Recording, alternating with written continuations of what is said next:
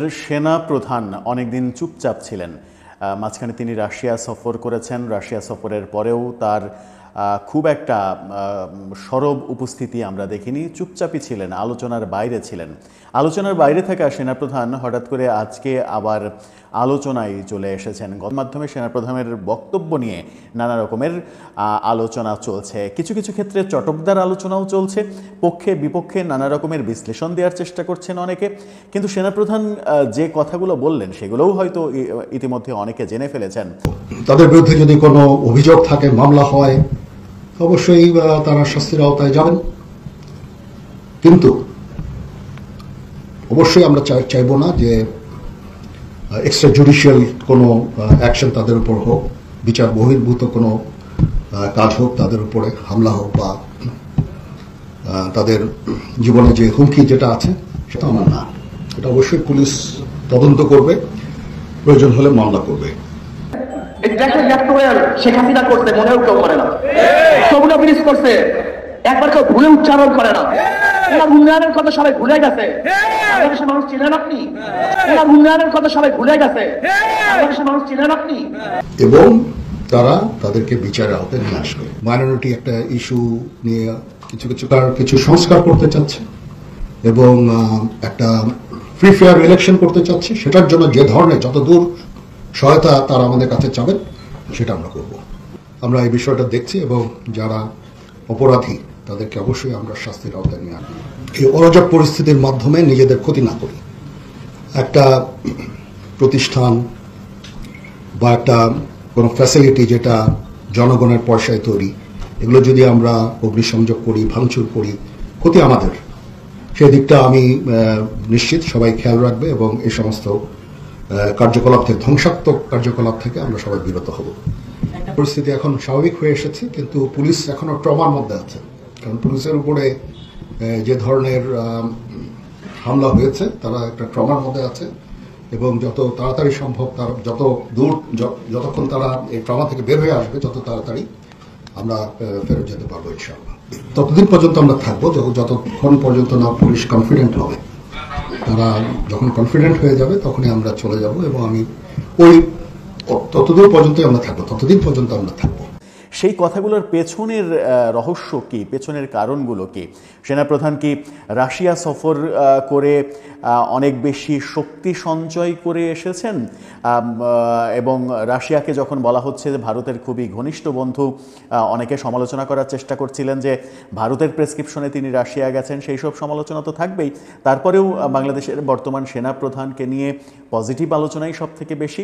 দেশপ্রেমিক সেনাবাহিনীর প্রতি দেশের বেশিরভাগ মানুষের আস্থা বেশি এবং সেই কারণেই সেনাপ্রধানের প্রতিও আস্থা বেশি মানুষের। যত নেগেটিভ আলোচনাই হোক না কেন, সেনাপ্রধান যখন কোনো বিষয়ে কোনো কথা বলেন, সেটাকে দেশের সাধারণ মানুষ আস্থায় নিতে চান, সেটাকে বিশ্বাসযোগ্য হিসেবে নিজের কাছে মনে করেন, নিজের কাছে নিজেই উপস্থাপন করেন, গ্রহণযোগ্য করে তোলেন। সেনাপ্রধানের সেই কথাগুলোর বিশ্লেষণে যদি যাই, সেনাপ্রধান বললেন যে বিনা অপরাধে কারো বিরুদ্ধে মিথ্যা মামলা করা যাবে না। যখন এই কথা বললেন সেনাপ্রধান, তখন এই কথার পেছনের রহস্য কি দাঁড়ায়? পেছনের রহস্য দাঁড়ায় এটাই যে বিনা অপরাধে অনেকের বিরুদ্ধেই মামলা করা হয়েছে, এটা আর করা যাবে না। সেনাপ্রধান বাস্তবতাটা মেনে নিলেন যে হ্যাঁ, বিনা অপরাধে অনেকের বিরুদ্ধে মামলা মোকদ্দমা করা হয়েছে, হয়রানির কারণে করা হয়েছে, তুচ্ছ কারণে করা হয়েছে, কিন্তু সেগুলো আর করা যাবে না। উদাহরণ হিসেবে যদি আমি একটা উদাহরণ দিই, বাংলাদেশের ক্রিকেটের সুপারস্টার সাকিব আল হাসানকে নিয়ে ঢাকার একটা হত্যা মামলা তাকে আসামি করা হয়েছে এবং সাকিবের সেই মামলার যিনি বাদী, তিনি নিজেও জানেন না সাকিবকে আসামি করা হয়েছে। এরকম উদ্ভুতুড়ে মামলা যে হয়েছে দেশে, সেই বাস্তবতা সেনাপ্রধান মেনে নিয়ে অবশেষে সেটার বিপক্ষে তিনি স্পষ্টভাবে তার অবস্থান ব্যক্ত করলেন এবং বললেন যে বিনা অপরাধে কারো বিরুদ্ধে মামলা মোকদ্দমা আর করা যাবে না। যা হয়েছে, সেগুলোতেই ক্ষান্ত থাকতে হবে। সেগুলোতেই যারা এতদিন এই মামলা মোকদ্দমার ব্যবসা করেছেন, তারা কি ক্ষান্ত দেবেন নাকি এই ব্যবসাটা আরও চালিয়ে যাবেন? সেই আলোচনা তো রয়েছেই। এরপরে সেনাপ্রধান যেটা বললেন খুবই গুরুত্বপূর্ণ কথা, যদি মামলা রাজনৈতিক উদ্দেশ্যে মিথ্যা মামলা মনে হয় তাহলে ওই মামলা প্রত্যাহার করে নেওয়া হবে, তুলে নেওয়া হবে। সেই ক্ষেত্রে সরকারের সঙ্গে একটা দ্বান্দ্বিক অবস্থা তৈরি হবে কিনা, সরকার সেই মামলা তুলে নিতে আদৌ রাজি হবে কিনা, অনেক মামলার ক্ষেত্রে সরকারের প্ররোচনা আছে কিনা, সরকারের সমর্থন রয়েছে কিনা, এরকম আলোচনা কিন্তু সমাজে রয়েছে। অনেকেই মনে করেন যে বহু মামলা, বহু অদ্ভুতরে মামলার সঙ্গে সরকারের কোনো না কোনো কলকবজার যোগাযোগ রয়েছে, সেটা হোক উপদেষ্টা, হোক সরকারের পক্ষের সমন্বয়ক, এরকম যোগাযোগ রয়েছে। এরকম যোগাযোগ যখন রয়েছে তখন সেই মামলাগুলো আদৌ প্রত্যাহার করা যাবে কিনা সেই শঙ্কা তো থাকছেই। কিন্তু সেনাপ্রধান দ্ব্যর্থহীন কণ্ঠে বললেন সেগুলো থাকবে না, সেগুলো তুলে নেওয়া হবে। এরপরে যেটা বললেন সেটা হচ্ছে পুলিশ সহ সকল আইন শৃঙ্খলা বাহিনী কারো আজ্ঞাবহ হবে না, তারা তাদের কাজ স্বাধীনভাবে পরিচালনা করবে।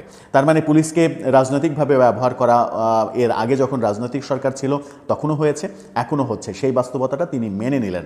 কিছুদিন আগে স্বরাষ্ট্র উপদেষ্টাকে আমরা বলতে শুনেছি যে পুলিশকে তিনি অর্ডার দিয়েছেন আওয়ামী লীগের মিছিল যেন না হয়, মিছিল ঠেকাও, এবং মিছিল ঠেকাতে যদি কোনো পুলিশ ব্যর্থ হয় তাহলে তার বিরুদ্ধে বিভাগীয় ব্যবস্থা নেওয়া হবে।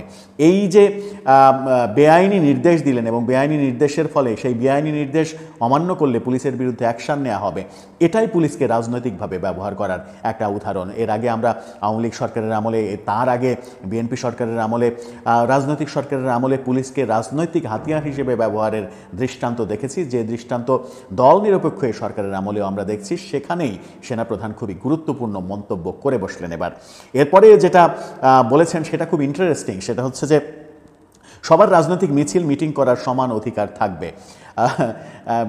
স্বরাষ্ট্র উপদেষ্টার কথা বলছিলাম যে তিনি স্পষ্টই বলেছেন যে আওয়ামী লীগের মিছিল মিটিং যদি হয় তাহলে পুলিশের বিরুদ্ধে ব্যবস্থা নেওয়া হবে।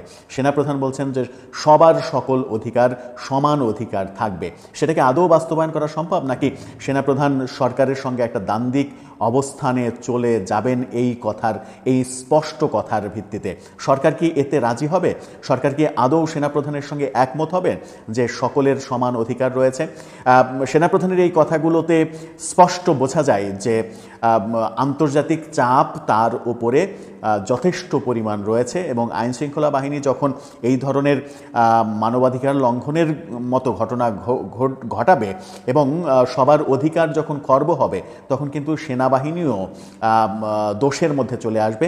সেনাবাহিনীর উপরেও দোষারোপ করার একটা হেতু তৈরি হবে। এই কারণেই হেতু তৈরি হবে যে সেনাবাহিনী এখন মাঠ পর্যায়ে কাজ করছে, তাদের উপরে ম্যাজিস্ট্রেসি পাওয়ার দেয়া রয়েছে।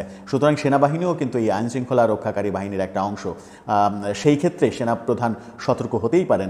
জাতিসংঘের সতর্কতা থাকতে পারে, আন্তর্জাতিক মহলের সতর্কতা থাকতে পারে, জাতিসংঘের শান্তি মিশনে সেনাবাহিনীর অবস্থান বিতর্কিত হতে পারে। নানা কারণে সেনাপ্রধান এই স্পষ্ট অবস্থান ব্যক্ত করতেই পারেন। এরপরে বলেছেন মব সহ্য করা হবে না, কারো বাড়ি ঘরে হামলা ভাঙচুর লুটপাট বরদাস্ত করা হবে না।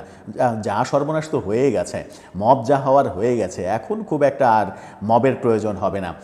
মব দিয়ে অনেক কিছুই ঘটিয়ে ফেলা হয়েছে। এখনও ছোটোখাটো মব হচ্ছে, পাড়া মহল্লায় ছোটোখাটো মবের সৃষ্টি আমরা হতে দেখেছি। এখন পর্যন্ত একটি মবেরও কোনো শাস্তি হয়নি।